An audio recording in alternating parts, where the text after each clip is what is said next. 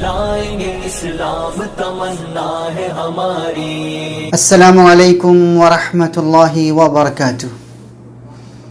الحمد للہ رب العالمین والعاقبۃ للمتقین ولا عدوان الا علی الظالمین والصلاة والسلام علی رسولہ الکریم وعلى آلہ وصحبہ اجمعین. اما بعد رب اشرح لی صدری ویسر لی امری واحلل عقدۃ من لسانی یفقہوا قولی.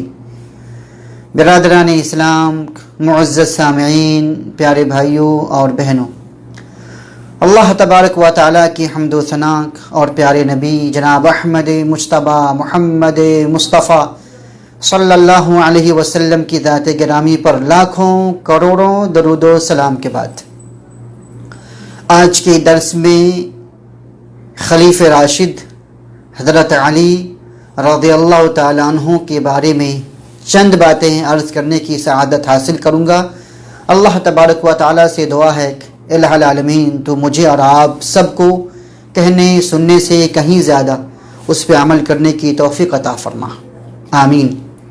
معزز ناظرین، میں نے اس سے پہل 3 بڑے خلفاء راشدین ابو بکر صدیق، عمر فاروق اور حضرت عثمان غنی رضی اللہ عنہم اجمعین کا تذکرہ پیش کر چکا ہوں، اور آج انشاءاللہ چوتھے خلیفہ حسنین کے والد اور حضرت فاطمہ بنت محمد صلی اللہ علیہ وسلم کے سرتاج یعنی حضرت علی کی سیرت اور ان کی زندگی کے چند رخشاں پہلو آپ کے سامنے وضاحت کرنے کی کوشش کروں گا. آپ کا نام نامی اسم گرامی علی بن ابی طالب القرشی رضی اللہ تعالی عنہ ہیں.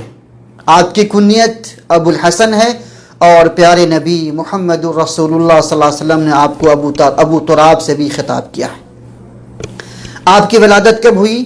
نبوت سے 10 سال قبل مکہ میں پیدا ہوئی، یعنی نبی کریم صلی اللہ علیہ وسلم کے نبی بننے سے 10 سال پہلے مکہ مکرمہ میں پیدا ہوئے، اور ان کی پرورش، ان کی نشو و نما پیارے نبی محمد رسول اللہ صلی اللہ علیہ وسلم کے ذریعے عمل میں آئی، یعنی آپ کے گود میں ہوئی. یہ بنو ہاشم کے چشم و چراغ ہیں، اور ان 4 خوش نصیبوں میں سے ایک ہیں جو سب سے پہلے آپ پر اسلام قبول کی. میں نے اس سے پہلے عرض کیا کہ 4 خوش نصیب ہیں جن لوگوں نے سب سے پہلے حلقہ بگوش اسلام لانے کا جنہیں شرف حاصل ہوا. مردوں میں ابو بکر صدیق، عورتوں میں حضرت خدیجہ، اور نوجوانوں میں یا بچوں میں حضرت علی، اور غلاموں میں زید بن حارثہ رضی اللہ عنہم اجمعین. یہ 4 وہ ہستیاں ہیں جنہوں نے سب سے پہلے آپ کے ہاتھ پہ اسلام قبول کیا. یہ صحابی رسول ہے. ان کی خصوصیات: یہ صحابی رسول ہیں. نمبر 2، رسول اللہ صلی اللہ علیہ وسلم کے چچیرے بھائی ہیں. ابو طالب کے بیٹے ابو طالب اور نبی کریم صلی اللہ علیہ وسلم کے والد عبداللہ دونوں سگے بھائی ہیں، تو یہ آپ کے چچیرے بھائی ہیں. اور نمبر 3، یہ آپ کے داماد بھی ہیں. رسول اللہ صلی اللہ علیہ وسلم کی سب سے پیاری اور چہیتی بیٹی حضرت فاطمہ رضی اللہ تعالی عنہ کے شوہر ہیں. ہجرت کے بعد یعنی سن 2 ہجری میں غزوہ بدر کے بعد حضرت فاطمہ سے ان کی شادی ہوئی. اور نمبر 4، یہ حسنین، یہ جنت کے نوجوانوں کے سردار، ان کے والد بھی ہیں، اور چوتھے خلیفہ راشد بھی ہیں، اور ان 10 مبشرہ میں سے ایک ہے جن کو پیارے نبی محمد رسول اللہ صلی اللہ علیہ وسلم نے دنیا میں جنت کی بشارت دی تھی. آپ کا مقام بڑا اونچا ہے. آپ امیر المؤمنین ہیں، آپ خلیفۃ المسلمین ہیں، اور آپ ان 4 صحابہ میں سے ایک ہیں جن کی اقتداء کرنے کی تعلیم پیارے نبی محمد رسول اللہ صلی اللہ علیہ وسلم نے فرمایا ہے. آپ بہت بڑے نڈر صحابی تھے، بہت بڑے مجاہد تھے، اسلام کے بہت بڑے شہسوار تھے. میں چند مواقف پیش کرنا چاہتا ہوں، کچھ مثالیں سماعت فرمائیے. شاید ہجرت کی وہ رات آپ کو بھی یاد ہوگی جس رات مکہ کے سارے نوجوان اپنے اپنے ہاتھوں میں ننگی تلوار لے کر نبی کریم صلی اللہ علیہ وسلم کے گھر کا گھیراؤ کیے ہوئے تھے کہ جیسے نبی گھر سے نکلیں گے ہم آپ کا کام نعوذ باللہ تمام کر دیں گے، نہ رہے گی بانس نہ بجے گی بانسری۔ اس ہجرت کی رات میں پیارے نبی نے حضرت علی رضی اللہ تعالی عنہ سے فرمایا کہ آج رات تم میرے بستر پہ سو گی۔ سوچیے کتنی مشکل گھڑی ہے، ان کو پتا ہے، لیکن انہوں نے نبی کریم صلی اللہ علیہ وسلم کو بچانے کے لیے، اسلام کے پرچم کو بلند کرنے کے لیے، اسلام کا یہ چراغ بجھے نہیں، وہ اپنی جان ساری سے کام لے کر کہتے ہیں ٹھیک ہے آپ رات کو نکل جائیے، میں آپ کے بستر پہ سوؤں گا۔ چنانچہ وہ آپ کا چادر اوڑھ کر آپ کے بستر پہ سو جاتے ہیں۔ کفار مکہ یہ سمجھتے ہیں کہ آپ سو رہے ہیں اور صبح ہو جاتی ہے، لیکن رات ہی میں پیارے نبی محمد الرسول اللہ صلی اللہ علیہ وسلم گھر سے نکل کر چلے جاتے ہیں اور غار ثور میں چھپ جاتے ہیں۔ تو ہجرت کی رات میں انہوں نے اپنی جان پہ کھیل کر آپ کے بستر پہ اور آپ کی چادر اوڑھ کر رات میں سوئے اور ان لوگوں کو چکما دیا۔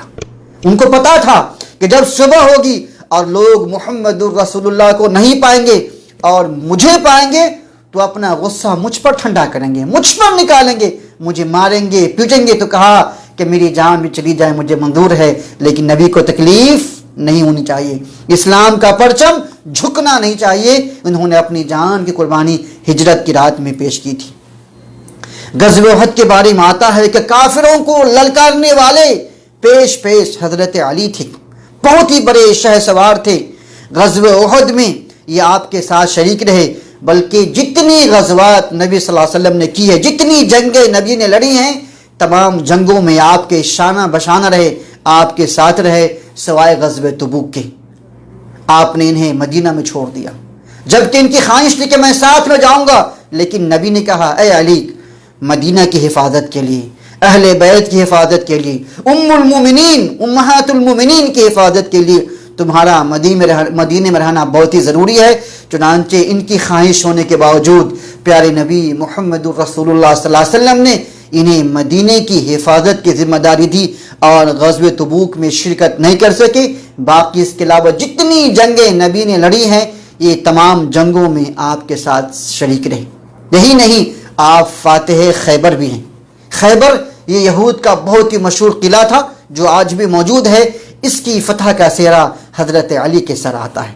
حدیث میں آتا ہے کہ نبی کریم صحابہ کرام سے فرماتے ہیں کہ کل میں ایک ایسے انسان کو یہ جھنڈا دوں گا جس کے ہاتھ پہ خیبر کی فتح ہوگی، اور وہ شخص ہے جس سے جو اللہ تعالیٰ سے محبت کرتا ہے، اللہ کے رسول سے محبت کرتا ہے، اور یہی نہیں بلکہ اللہ کے رسول بھی اس شخص سے محبت کرتے ہیں۔ اللہ اکبر۔ صحابہ کرام سوچ رہے تھے شاید وہ میں ہی ہوں۔ رات بھر صحابہ کرام اسی سوچ میں رہے۔ جب صبح ہوتی ہے تو ہر صحابی کی تمنا ہوتی ہے کاش وہ انسان میں ہو جاؤں، میرا نام بلایا جائے، مجھے پکارا جائے۔ نبی فرماتے ہیں علی کہاں ہے؟ اللہ اکبر۔ صحابہ نے کہا کہ آپ کی آنکھ میں تکلیف ہے، آپ فرماتے اسے بلاؤ۔ آپ کو بلایا جاتا ہے، آپ صلی اللہ علیہ وسلم حضرت علی کی آنکھ میں تھوک لگا دیتے ہیں اور ان کی بیماری ختم ہو جاتی ہے، اور جھنڈا دے کر خیبر کے لیے روانہ فرماتے ہیں اور خیبر فتح کی جاتی ہے۔ اللہ اکبر۔ آپ کی خلافت سن 35 ہجری میں حضرت عثمان غنی تیسرے خلیفہ راشد کی شہادت کے بعد آپ خلیفہ منتخب کیے جاتے ہیں اور 40 ہجری میں آپ کو شہید کر دیا جاتا ہے۔ کوفہ کی سب سے بڑی جامع مسجد میں آپ نماز پڑھا رہے ہوتے ہیں، اور نماز کی حالت میں عبد الرحمن بن ملجم نام کا ایک خارجی یہ شخص آپ پہ حملہ کر دیتا ہے، اور آپ کو کافی تکلیفیں پہنچتی ہے، چوٹ پہنچتی ہے، زخم کافی تیز ہوتا ہے۔